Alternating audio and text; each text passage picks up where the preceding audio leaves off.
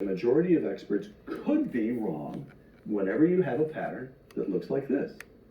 There's a severe social or economic penalty for having the wrong, in quotation marks, opinion in the field.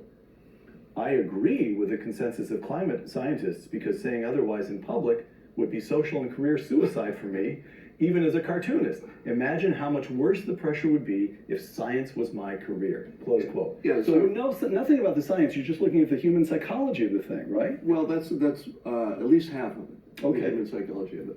So a lot of people who have not studied persuasion, for example, have never seen mass delusions, explained to them in ways that just make your head explode.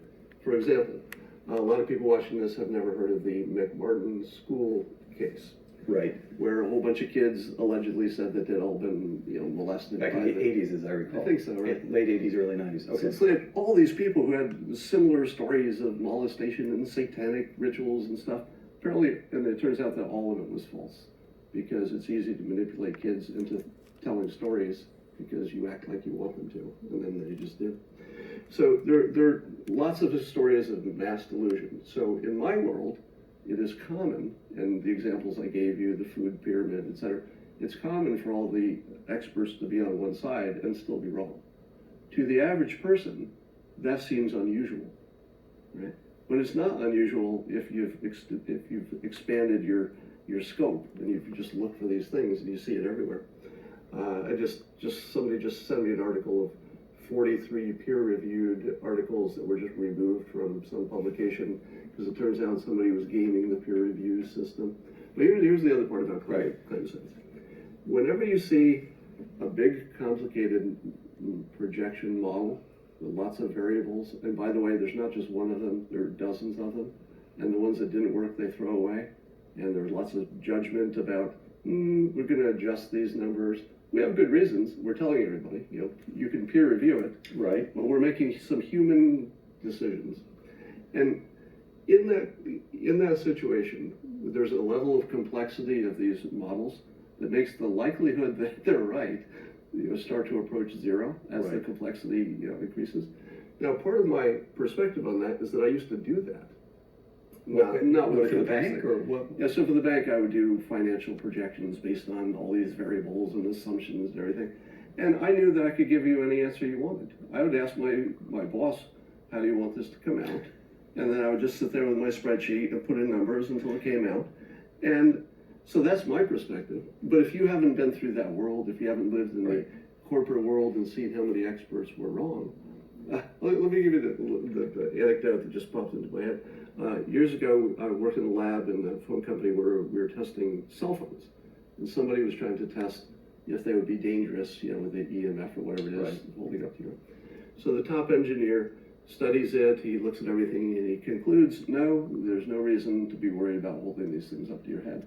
I talked to him privately, and I said, all right, do you believe that? Like, would you hold the phone up to your head for hours at a time? And he said, no way.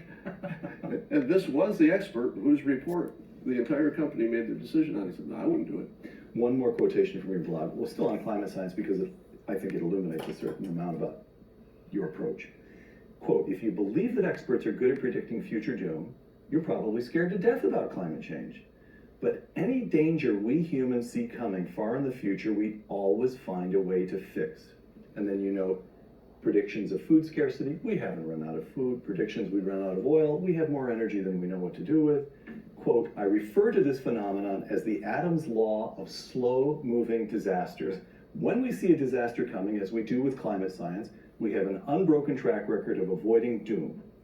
If you ask me how scared I am of climate change is ruining the planet, I have to say it is near the bottom of my worries, close quote. Now, because I'm humane, I'm going to give you a chance to take that back right now.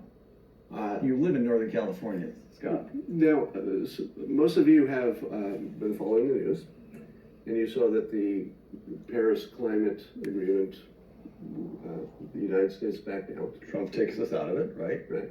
And before that happened, I have to say, I thought that thing was probably pretty useful. Like, I thought, well, it's probably a bunch of really useful guidelines that would get us to, at least reduce whatever this danger is. And by the way, I completely buy the idea that humans are heating up the Earth.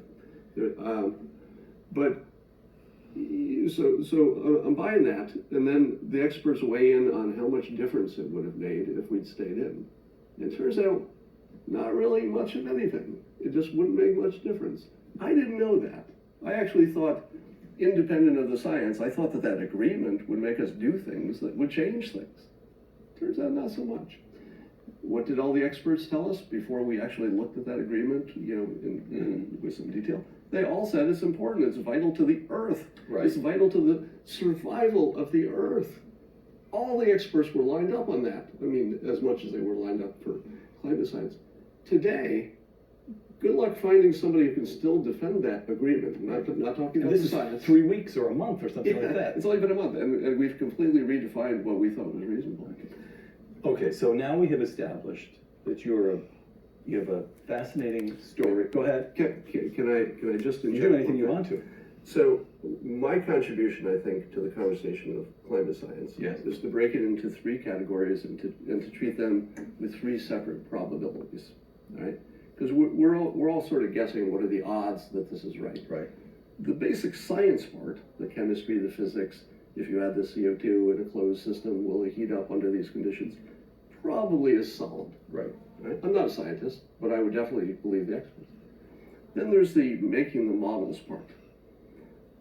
Scientists are doing it, other scientists are reviewing it, they're using sciencey things and logic and reason. I'm sure they're doing their best, but the odds of that being accurate are much lower. And indeed, there have been lots of climate models in the past that were wrong. But the third part that doesn't get talked about is what I'd like to contribute to the conversation, which is the economic model. Right. Because the science doesn't tell you what to do, how hard to do it, or when to start. The science doesn't do that. The economic model says, okay, if you're going to do something, it's going to cost a lot of money, so you either start now or you hope you can wait till later. So for example, I added solar panels to my house when I built it, and I'll tie this to climate change in a second. When I bought them, they said, if you get these solar panels, it'll pay itself off and lower expenses in X years. That was true. You know, it looks like that actually is happening. Was it a good idea economically for me to get those solar panels? Seems like it, right? It paid off just like they said. No, it was a terrible economic idea. My background is economics as well. Because the cost of the installation dropped by probably 50% in a couple of years. So if I'd simply done nothing and waited for the technology to improve, I would have had a far better economic outcome. Likewise, with climate science, there's a lot happening that could be improvements in green this or that. I talked to an expert on nuclear stuff, and he says fusion's actually almost solved. Really? Yeah. Apparently, we're closer to just the engineering part than the science part. Got it. Yeah. And these are enormous civilization-changing, developments. But there also could be developments in the next, say, 5 years of scrubbers, ways to take things out of the atmosphere, maybe a better understanding of how it's all happening, which gives us a new clue. So waiting is often the smartest thing you can do. Take the year 2000 bug. Everybody said, hey, year 2000, the world's going to fall apart. And it looked like, a year before that, we didn't really have much, of a plan or a mechanism to fix it. But by the last few months, humans stepped up, geniuses got involved. I mean, I wasn't watching it closely, but geniuses got involved. Right. And they probably built tools that allowed them to do the thing that they couldn't do quickly. Right. Right. So probably the same thing could happen in climate change. My point is, even if all the science stuff is exactly what the scientists say, and how would I know? I'm not a scientist. The economic part is just completely unfathomable.